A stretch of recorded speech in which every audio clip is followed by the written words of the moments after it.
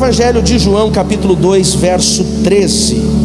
Era a época de Páscoa, era a época da festa da Páscoa judaica, de modo que Jesus subiu a Jerusalém. Quando chegou no pátio do templo, viu comerciantes que vendiam ali bois, ovelhas, pombas para sacrifícios.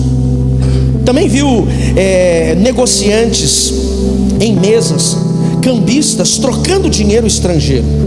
Jesus então fez um chicote de cordas, uma azorrague, e os expulsou do templo. Pôs para fora as ovelhas e os bois, espalhou as moedas dos negociantes no chão e virou todas as mesas. Depois foi até aqueles que vendiam pombas e lhes disse: tirem essas coisas daqui, parem de fazer da casa do meu pai um mercado. Então os discípulos se lembraram desta profecia das Escrituras: o zelo pela casa de Deus me consumirá. O que está fazendo? Questionaram os fariseus, os líderes dos judeus. Que sinal você nos mostra para comprovar que tem autoridade para isso?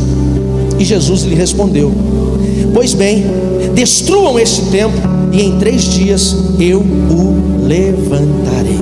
Quando lemos esse texto, Murilo, é bem interessante que algumas pessoas elas têm uma interpretação errada sobre essa passagem. Já ouvi muitas pessoas dizerem assim: Jesus ele está confrontando, Márcio, o mercado, as lojas, a livraria, o café dentro da igreja. Jesus disse que não pode ter venda dentro da igreja, porque ele disse que eles não deveriam fazer a igreja, o templo, um mercado. E o texto que lemos, ele nos mostra isso de uma forma resumida, mas o contexto vai muito além disso. Quando nós lemos essa passagem e aprofundamos no conhecimento da cultura judaica, nós vamos entender que o que Jesus estava confrontando ali não tinha a ver com o comércio, não tinha a ver com a venda, tinha a ver com a motivação e com os princípios que estavam sendo quebrados naquele ambiente. Então vamos conhecer um pouco, entender um pouco dessa estrutura. Jesus chega em Jerusalém, Guilherme, no tempo da festa judaica. A cidade de Jerusalém nessa época ela deveria ter entre 200 e 250 mil habitantes. Sim, era a maior cidade de Israel, da nação de Israel, a capital. O templo do Senhor estava ali. Então todo judeu precisava, como uma questão de lei, era obrigatório ele vir a Jerusalém, trazer o seu sacrifício. Então na velha aliança, no Velho Testamento, uma pessoa que cometia um pecado, o pastor Anderson, ele tinha que pelo menos uma vez por ano trazer um animal para derramar o seu sangue inocente em função do pecado que ele derramou. E isso era pelo menos uma vez por ano. Ele tinha que trazer seu cabritinho, sua ovelha, seu boi, dependendo da sua condição financeira, uma pomba. E ele trazia, apresentava o seu inocente animal ao sumo sacerdote. O sumo sacerdote avaliava se esse animal fosse perfeito, aprovava, levava até o lugar do sacrifício, derramava o sangue do animal, colocava a mão sobre o animal, sobre aquele homem, e dizia: Deus, que os pecados deste homem sejam transferidos por esse inocente, e que o sangue desse inocente venha cobrir os pecados e os erros dele. E assim acontecia. 7 festas judaicas eram celebradas, e toda a festa judaica, oferta, sacrifício, sangue era derramado dentro dessa condição. A maior festa judaica era a Páscoa judaica, que era a celebração do êxodo, da libertação, da escravidão do Egito. Na festa judaica, uma cidade que tinha perto de 200 mil habitantes, um pouco mais, ela passava para 1 milhão de pessoas no dia da festa. E Jesus então ele vem ao templo, cumprir a lei, e quando ele chega no templo, algo acontece, Karine, nele, que é uma indignação. E Jesus ele fica indignado com o que ele encontra naquele ambiente. A sua indignação é vista em poucas vezes, Milson, nas Escrituras Sagradas. Nós vamos ver Jesus indignado, pelo menos eu vou encontrar no máximo 3 vezes. A primeira delas eu vou lembrar, que é o episódio que eu preguei semana passada, quando os fariseus dizem que Jesus expulsa os demônios por Beelzebu, e ele os chama de raça de víboras. Ele os confronta, fala dos seus frutos que eram inexistentes. Depois nós vamos encontrar um outro episódio à frente, quando Jesus é duro com aqueles que o seguiam, e as pessoas começam a deixar de segui-lo. Elas começam a dizer que as palavras dele foram duras, e ele diz inclusive para os 12: se vocês quiserem continuar e segui-los, vão também. Ele é duro, mas talvez um dos momentos em que nós vemos o Jesus mais indignado é aqui. A principal visão que nós temos de Jesus é um Senhor de misericórdia, de graça, de compaixão, de amor, sim ou não? Mas nesse episódio nós não vemos misericórdia, não. Nós não vemos compaixão, não. Pelo contrário, Literalmente Jesus desce o rei no povo. Quando ele vê aquilo, ele vira a mesa, ele chuta tudo, ele joga as moedas no chão, ele abre os currais, larga os animais, ele pega um pedaço de madeira, amarra portas na ponta, e a Bíblia diz, Paulinho, que ele faz uma azorrad, que era um chicote, e ele começa a chicotear, dizendo: o que vocês estão fazendo com a casa do meu pai? A indignação de Jesus, preste atenção nisso, não tinha a ver com a venda, até porque a venda ali, ela tinha um papel. Se você estudar um pouco o contexto, essa entrada que Jesus ele passa, pastora Vanessa, era a entrada norte do templo. Mas eu estudando um pouco a estrutura do templo, aqui era aquele templo que foi reconstruído lá no templo de Zorobabel. Mesmo sendo reconstruído, não era tão suntuoso quanto o de Salomão, mas era grande, muito grande. Você vai encontrar ali o tanque de Betesda, você vai encontrar várias coisas dentro do templo até chegar onde era o lugar do sacrifício. E Jesus ele entra aqui pela porta norte. A porta norte era a porta que mais recebia viajantes. Se nós formos avaliar um pouco da história de Israel, 160 anos antes de Jesus nascer, nós vamos encontrar um novo êxodo, uma diáspora judaica, que é contra onde existe a guerra dos Macabeus, e nessa guerra, muitos judeus eles acabam fugindo, saindo de Jerusalém, dos ambientes judaicos, e vão para outras nações, vão para a África, vão para a Ásia, vão para os territórios gregos, para os territórios romanos, e muitos deles fazem famílias e ficam lá por muito tempo. Porém, pela cultura judaica, pelo menos na Páscoa, todo judeu que morasse em outro território, mesmo em outro país, ele tinha que voltar, e ele tinha que fazer o seu sacrifício. Então muitos deles vinham para Jerusalém e entravam por essa porta do norte, que era chamada a porta das ovelhas. Por que a porta das ovelhas? Porque ela tinha currais, muitos animais ficavam ali, muitos ovinos, ovelhas, cabritos, cabras, pombos, e era exatamente para este papel. Você consegue imaginar, Marcelo, um judeu que morava na região da África, lá para o Egito, ele vinha para a festa judaica, ele tinha que trazer o seu cabritinho com ele. Você consegue imaginar ele puxando esse cabrito nos 290 quilômetros, atravessando até entrar no território de Canaã, mais algumas dezenas de quilômetros até chegar a Jerusalém, Ana? E esse animal tinha que chegar perfeito, não podia ter casco quebrado, não podia ter ferida, não podia ter uma picada de inseto, não podia ter um berne, não podia ter um raspado de uma madeira. Se ele chegasse com esse animal e não fosse perfeito, sua oferta era rejeitada. Então ele não trazia o animal. O que ele trazia? Dinheiro. E quando ele chegava em Jerusalém, ele procurava um animal perfeito, comprava, pagava e oferecia ao Senhor. Então os mercadores ali, eles tinham um papel. O que Jesus está confrontando não tinha a ver com o que eles estavam fazendo. A porta já era chamada das ovelhas para aquele papel. Outro ponto interessante: quando esse judeu saía lá da Macedônia, ele trazia o dinheiro grego, ele trazia a dracma. E quando ele chegava no território de Judá, ele precisava, no templo, o dinheiro que era aceito era o ciclo. Então ele tinha que trocar. Hoje eu acho que é o shekel, mas naquela shekel, né? Mas naquela época era o ciclo. Então ele precisava do quê? De uma casa de câmbio. Ele trazia o dinheiro da terra dele, trocava pelo ciclo para ele poder comprar o animal e ofertar o animal. Então os cambistas, eles também tinham um papel ali. O problema não estava no que acontecia há muito tempo. O problema é que aquela situação começou a se tornar uma situação de corrupção. Os fariseus, vendo que os mercadores ali dentro do templo estavam ganhando dinheiro e eles não participavam, o que eles começaram a fazer? Eles começaram a chamar os comerciantes e falar assim: o negócio é o seguinte, estou vendo que vocês estão tendo lucro aqui na porta da minha casa. Eles se achavam o dono do templo, e eu não estou levando nada. A partir de agora, eu não vou aceitar mais os animais que vocês vendem aqui na porta, a não ser que eu ganhe um. O que é isso? Corrupção. Esses vendedores também começam a ver a possibilidade de ganhar dinheiro.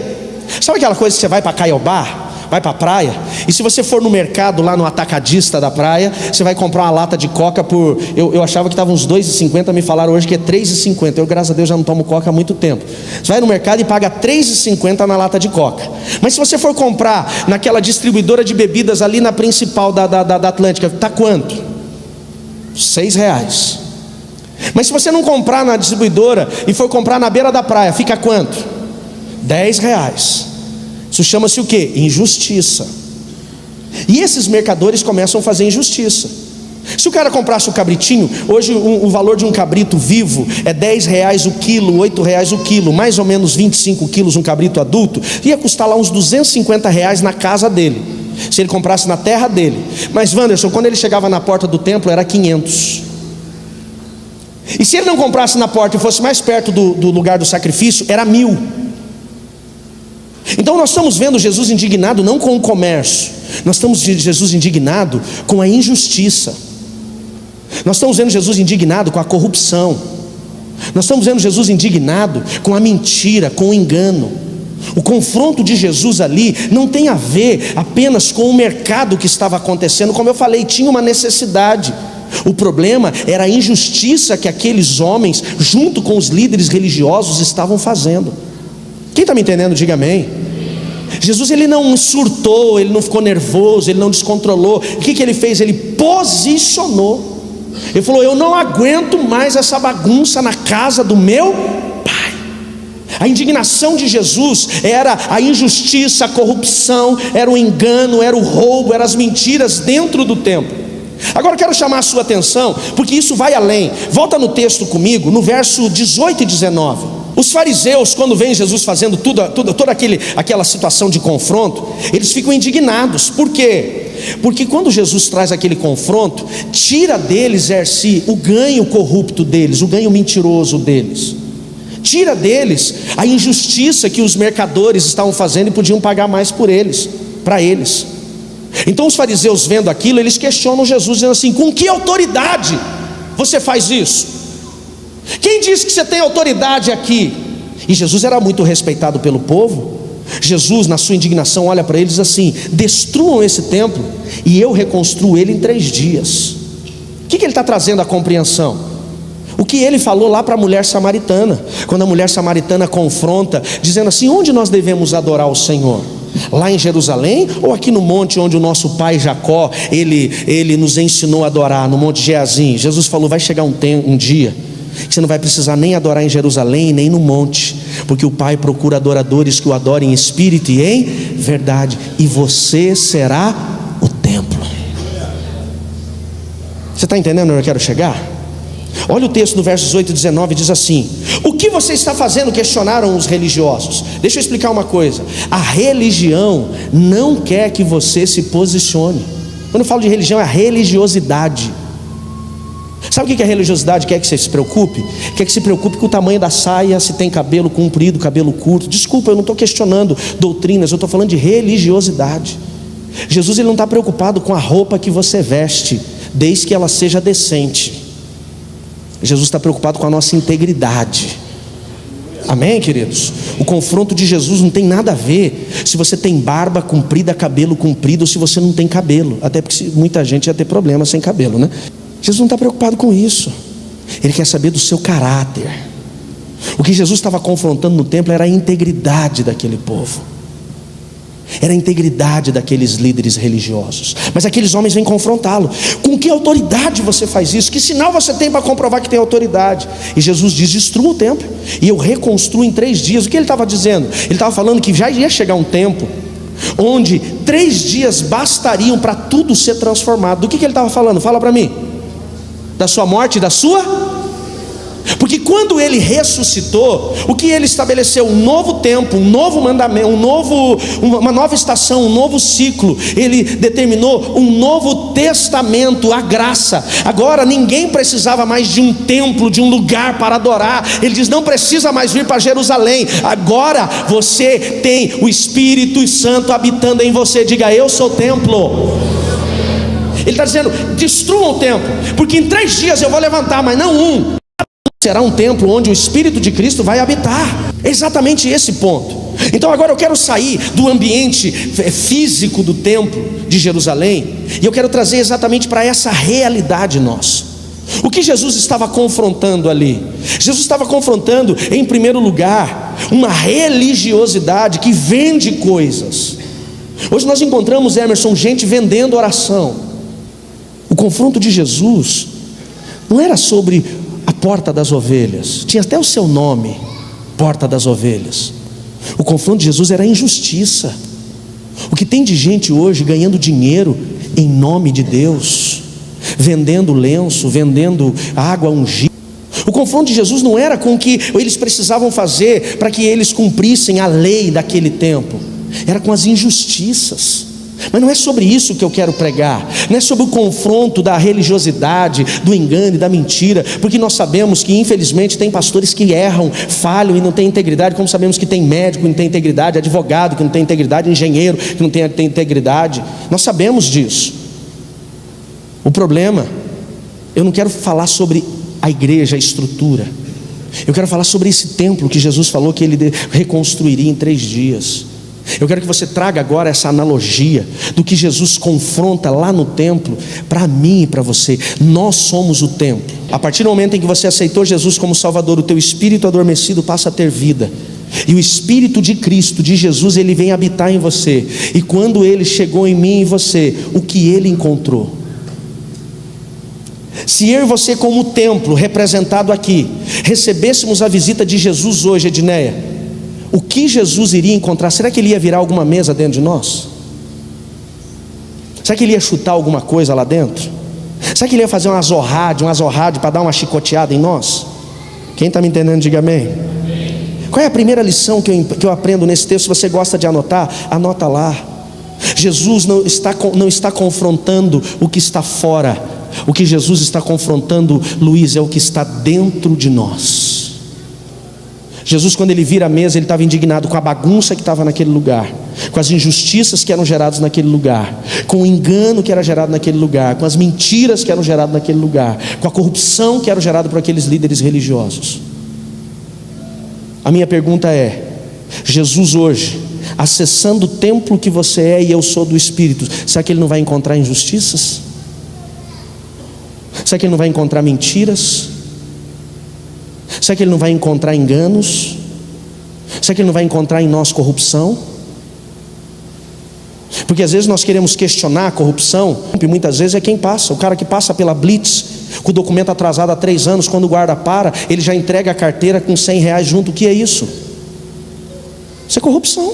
Qual é a definição de corrupção? Eu tirei aqui a definição. Corrupção é uma forma de desonestidade ou crime praticado por uma pessoa ou organização a quem é confiada uma posição, a fim de obter benefícios ilícitos. Pode ser até através de abuso ou ganho pessoal. Se quer ter um benefício que não é seu direito, é corrupção. A gente fala de tantas corrupções e vimos Lava Jato e tanta coisa, mas tem gente que recebeu auxílio emergencial sem precisar. Você consegue acreditar nisso? Tem gente que cadastrou seu nome e recebeu 3, 4, 6 parcelinhas de auxílio emergencial sendo empresário. Você acha que nós temos condição de confrontar alguém se nós estamos falhando? Tem gente que recebe a demissão do emprego, começa a receber seguro-desemprego e vai trabalhar na outra empresa e pede para não ser registrado para continuar recebendo seguro-desemprego. É corrupção. Me perdoa, mas é isso, igreja. O que a lei diz?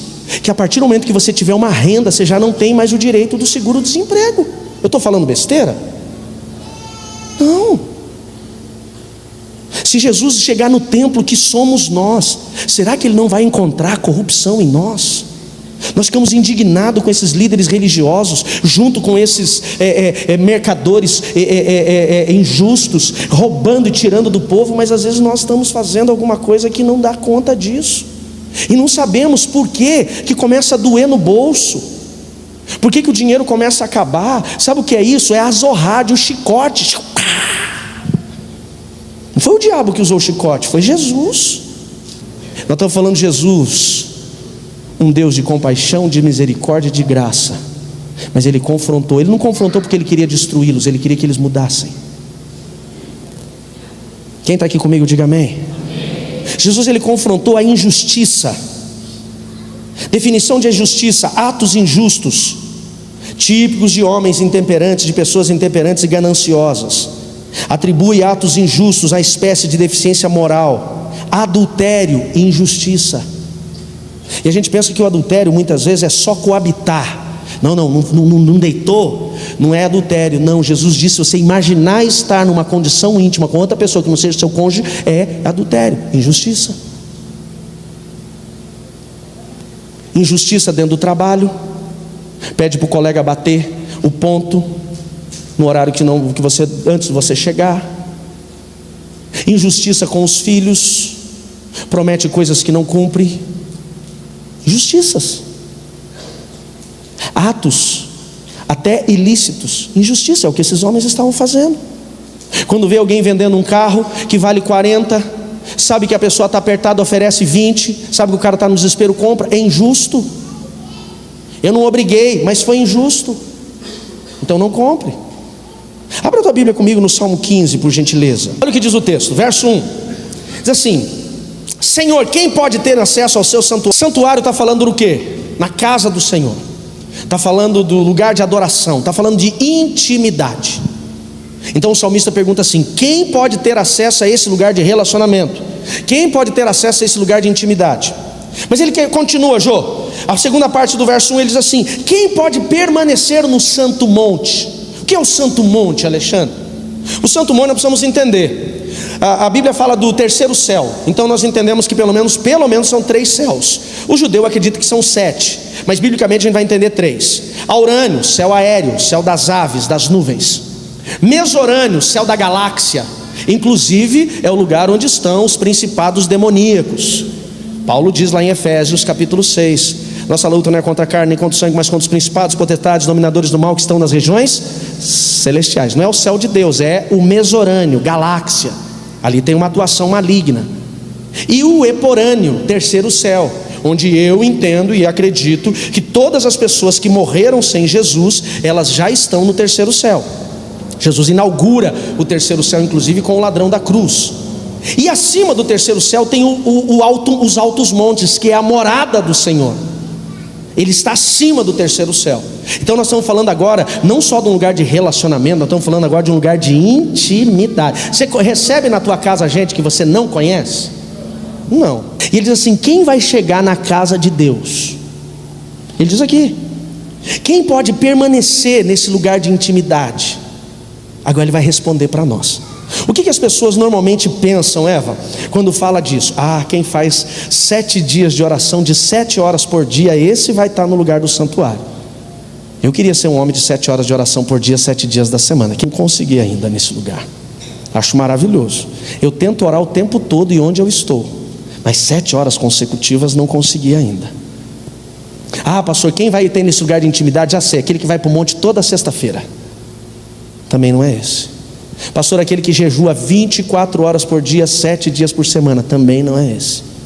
Tudo isso é importante. Mas sabe quem vai habitar nesse lugar? Lê o texto comigo, verso 2. Ele diz assim: quem leva a vida com integridade.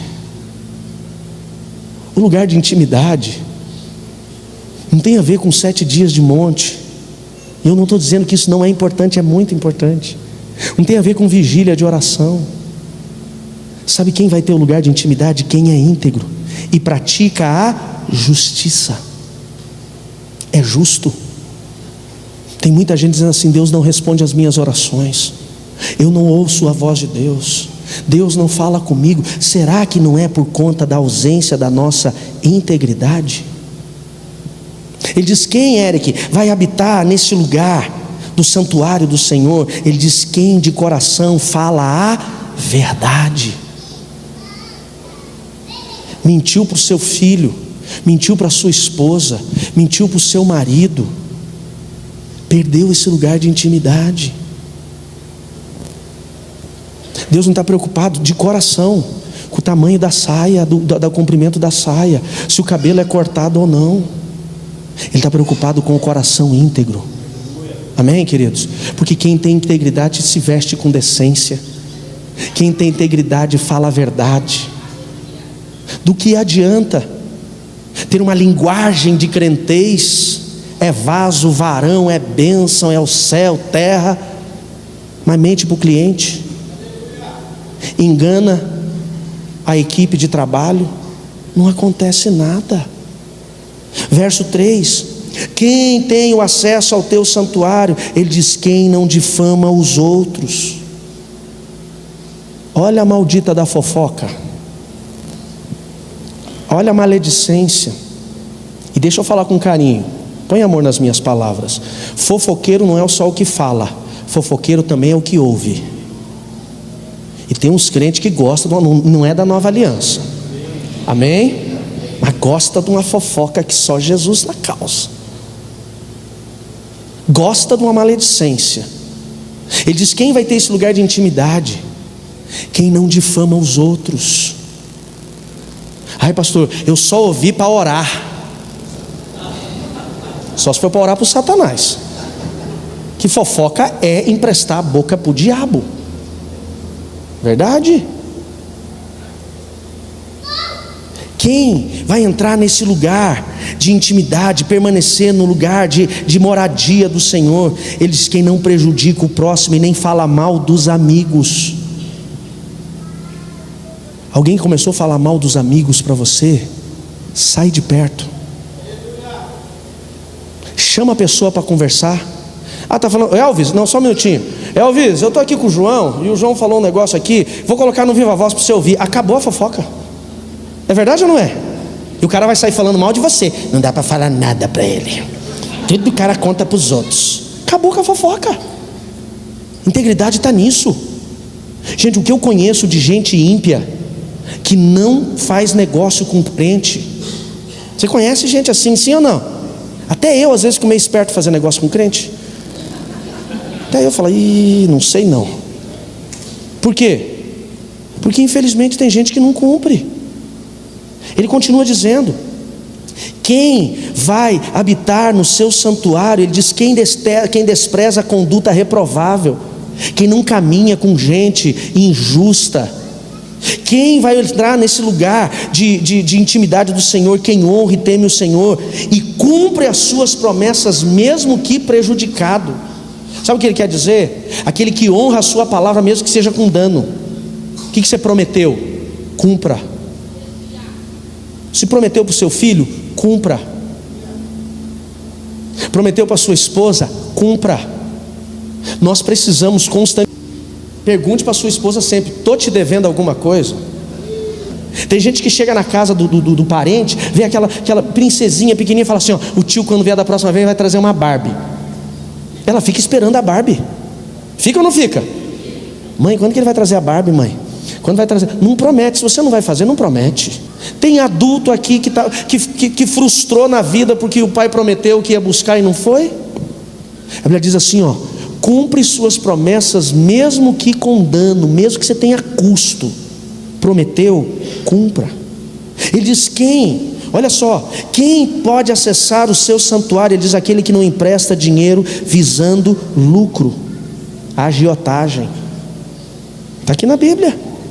Ele diz assim, olha só o que diz o texto: aquele que não aceita suborno, aquele que não mente sobre o inocente. Ele diz: esses vão entrar no santuário. E principalmente ele diz: quem age assim jamais será abalado. Diga: não será abalado. Não será abalado. Esse é o lugar de quem vive a integridade. Jesus, ele não estava confrontando o mercado. Jesus estava confrontando as injustiças, as mentiras, os enganos. Ele virou a mesa. Segunda lição que eu aprendo com esse texto: quando Jesus ele entra no templo, o que ele faz? Ele expulsa os vendedores e cambistas. Ele coloca tudo que era injusto e enganoso para fora. Pastor, o que eu aprendo com isso? Assim como Jesus, eu preciso analisar o templo que sou eu, e tenho que colocar para fora tudo que não presta. Isso chama-se purificação. Quem está aí, diga amém. Se queremos não ser abalados, se queremos viver relacionamento com Deus, estar no lugar onde o Altíssimo habita, se queremos viver transformações e mudanças na nossa vida, temos que colocar as injustiças para fora. Arruma a sua história. Lembra que eu falei para os homens? Chama a sua esposa e pergunta. É isso mesmo que a gente tem que fazer. As injustiças no trabalho, as injustiças na vida cristã, As injustiças, tem gente que tem em casa a furadeira de um cunhado, o kit de chave do outro cunhado, não sei o que do sogro, o step não sei o que, e nunca devolveu nada. Isso é roubo, isso é coisa errada. Quem está me entendendo, diga amém. Pastor, está bagunçando a minha vida. Não, coloca para fora. Coloca para Jesus, ele chutou a mesa, ele expulsou. Vai no texto lá comigo, verso 15: fez um chicote com cordas e expulsou todos. Diga comigo, expulsou. Diga assim, tirou dali. Tira fora da sua vida tudo que é injusto. O marido não é tirar a pessoa, é tirar o comportamento. Arruma ele. Hoje de manhã a mãe gritou e falou: pastor, mandar embora não pode, mas usar o chicote. Falei: isso Jesus deixa, isso pode. Coloca para fora. Você é dono de empresa, tem vendedor na tua empresa mentindo para cliente, ou ele arruma o comportamento ou você demite. É assim que se faz. Tem gente injusta caminhando com você em nome do teu CNPJ, está falando no teu nome. Elimina. Tem gente enganando, mentindo, pagando propina, recebendo propina. Se posiciona, porque o erro dele atrai maldição para você. Elimina da sua casa. Ah, pastor, meu filho é usuário de drogas, e esconde a droga dentro de casa. Toda vez que você achar, joga fora. Ele nunca mais leva para casa. Isso é colocar para fora.